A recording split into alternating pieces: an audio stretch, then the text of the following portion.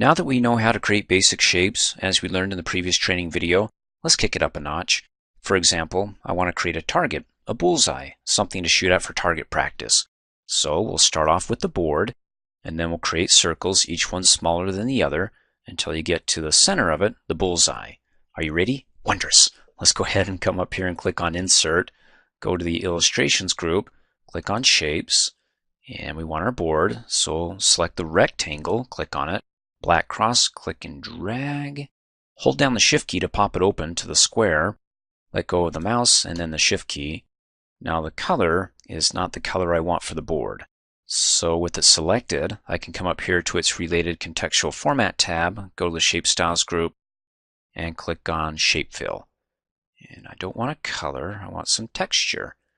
Let's see, what do we got down here? Something quirky? No. Okay, oak. That sounds good. Select that. And now to go ahead and create our circles one after another until we get to the center with our shape selected. Up here on the Format tab in the Insert Shapes group, click on Shapes so we can add more.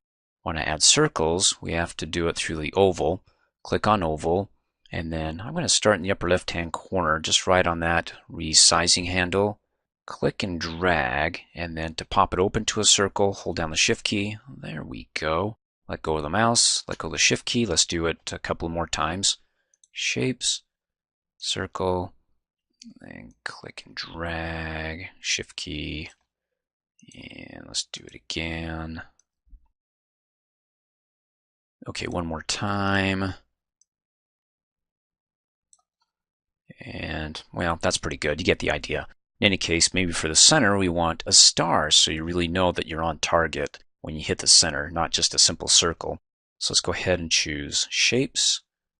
Ooh, I like that star, 5 pointy. Let's go ahead and click on it, and then click and drag a star. Hold down the Shift key to have it proportionally correct. Let go of the mouse, let go of the Shift key, and oh, that's nice. Now I want all of these shapes centered on the board. I can go ahead and do it manually by clicking and dragging the shapes around, but you know what? There's an easier way. I can let Word do it for me, and it's done by selecting all the shapes. So the star is selected. To select the other shapes, hold down the Shift key and click, click, click, click. Now that I have all of them selected, come up here on the Format tab to the Arrange group, and then click on the Align drop-down arrow. And how we want to align this is both vertically and horizontally, or we can align to the center and then align to the middle. Let's do center first. It doesn't matter. We're going to do both. So when we do it to the center, they're all in the center. Now we have to align it down below in the middle. So we'll click on Align, down to Align Middle. Click off, and hey, looked like a pro did it. Now let's go ahead and add some color to our star. Shape Fill. We'll do yellow. And then colors for our circles, I'm going to go ahead and select the second to the inner circle, and then hold down the Shift key and select the outer, and then come up here and click on Shape Fill, and instead of doing a color, well, that looks fancy. Let's go ahead and go down to gradient. What's a gradient? It's a transition between two or more colors, and so you can see where you can go from, well, white to blue at different angles, or a darker variation of it. Let's do something more. Opens up the task pane, and we'll select Gradient Fill, and there we go. Ooh, that looks kind of fancy. I've already been in here messing around a bit. In any case, with Gradient Fill, you have preset gradients, so you can go ahead and click on the drop-down arrow and choose one of those if you'd like, and maybe orange. And then below that, the type that you like, either linear or you can have it radial. When it transitions from one color to the next, it can go from the center out, and you'll have the direction to choose, and well, just below that. In any case, I'll keep it linear. And the two colors that we're looking at, you can see down below, goes from white all the way over to, that's a peach. And the transition is delayed. It doesn't come as soon unless I click on this stop and drag it in. So the transition's tighter when it goes from white to the first stop, that peachy color. Let's come back up here and choose our direction. And you can see it goes from white, a linear diagonal from top left to bottom right, or you can just go linear down, which it doesn't go from the top left, but from top to bottom. Or you can select linear diagonal, so it goes from the bottom left-hand corner and transitions up, but you can't see it transition really because it cuts it off so soon or so early at that first stop. So with that stop selected, I'll go ahead and come over here and delete it. Now I just have 3 stops, and I can click and drag that in the center and say, okay, when you transition from white to peach, do I really need to have that stop there? If it's just 2 colors, no, you can go ahead and remove that, and then click and drag that guy in so it doesn't transition as late. In any case, let's go ahead and go back out and add a stop. And with that one selected, you can go from, well, instead of from, well, it looks like white to white. Let's go ahead and add a color. Click on the bucket here with that stop selected. And let's do red. Well, that's okie dokie. So white to red, from red to that peach color. And so you can go ahead and tweak this quite a bit. And then the positions at 50%, you can go ahead and do it numerically, type it in, or just hit the radio dial options, moving the stop around, that is. Or click and drag it back out. And then the transparency, click and drag the slider, and you can take a look at it. It gives us a preview. Well, it actually applies it, but you can see it in the preview. So if you don't like it, then just, click and drag it back. Then the brightness, something a lot brighter. Well, that's too bright. Let's go. Oh, that's fancy. I like that. -18 brightness, and scroll down to see additional options. How about if we go ahead and select the first color instead of it being white? We click on the bucket and we choose black. Well, that's not too shabby.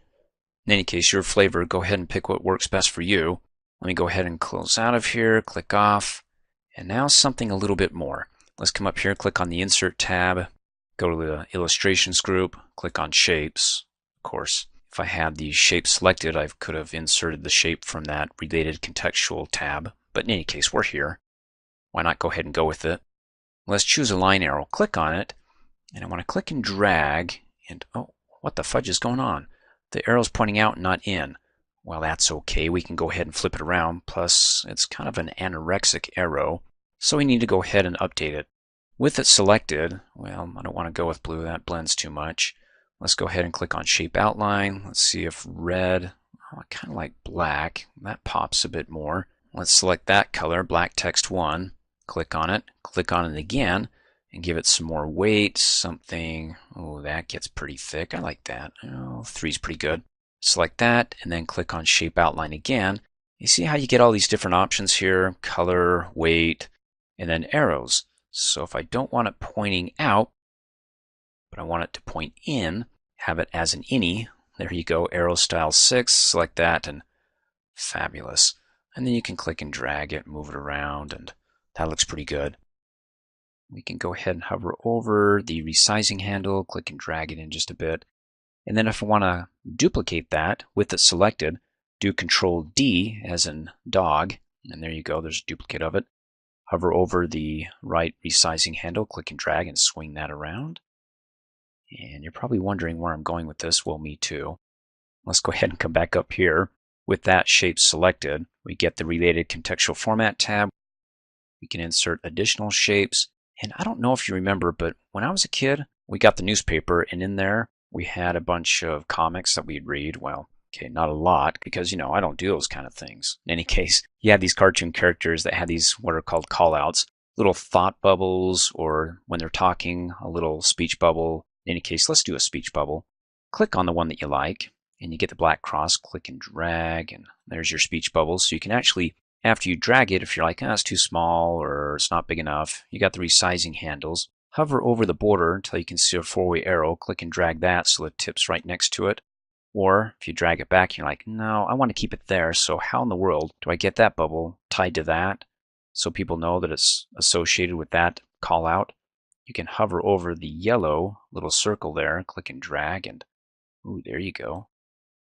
Now with it selected, you can go ahead and just type to add some text and say this is 2016 sales. We're on target. And then for the other one, let's go ahead and click on the border, Control D to duplicate that. Then we can hover over that border and click and drag that and put that down and say, well, that's not 2016. Maybe this was year before, 2015 sales. Not put an exclamation point because we're kind of sad that we weren't on target. And you can, of course, go ahead and format this. You can right click on it and you get the fill colors. So you can choose a color for the center of the call out. You can also, with it selected, come up here on the related contextual format tab, go to the shape styles group. You got your shape styles. You can choose one of those and see a preview of it over in the document. Let me click off. You can also have the shape outline. If you want to do something, well, I don't know if you can really see that. You can probably give it green accent 6, slider 40%. And then if you really want to see it, you can give it some weight. Oh, okay, that's a bit too much. In any case, you get the idea. Let me go ahead and click off of that. You can click on the expandable dialog box button for what we have selected to get the task pane. So you have your shape options for what's selected and your text options for the text inside, because you can go ahead and click inside the text as you typed it in and also format it, change the color of the text, make it, okay, red doesn't work for me. In any case, you can go ahead and do that. If I do automatic, it wants to keep it white. You can do, well, black, we'll leave it as black there. Something we don't want to focus on. But hey, 2016, we're awesome. You get the additional options over here for your text. Well, we did it in the mini formatting toolbar, but you can also, kick the bucket here and choose white, and it updates it to white.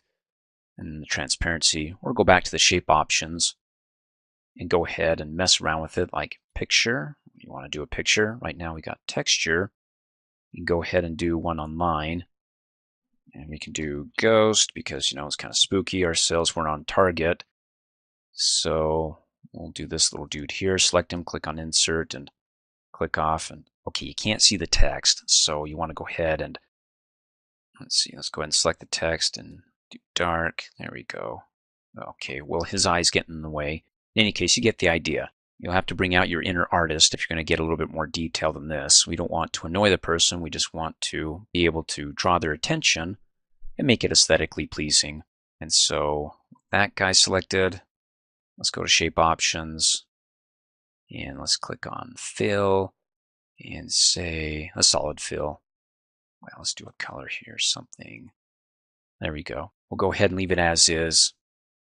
And let's go ahead and close out of here. One last thought is that if you want to be able to move this around in your document, or maybe you want to copy this, cut this, and paste it into another, well, if I start clicking it, oh my, that's not going to work, is it? Let's go ahead and hit undo. So what we need to do is we need to go ahead and select all our shapes. And you can do Control A, and it selects everything. But if there's anything else within your document, additional shapes, it will select it as well. So, okay, we're back to clicking on one and holding down the Shift key and clicking on all the other shapes until we get all of them. And then once you have all of them, you can either go ahead and right-click on your selection and in the shortcut menu, group them all together, or you can come up here on the Related Contextual Format tab, go to the Arrange group, and there you go. Click on it to group them. And once you group them, Word sees the objects as one object. So then you can go ahead and click and drag, and it comes with you. Oh, that's nice.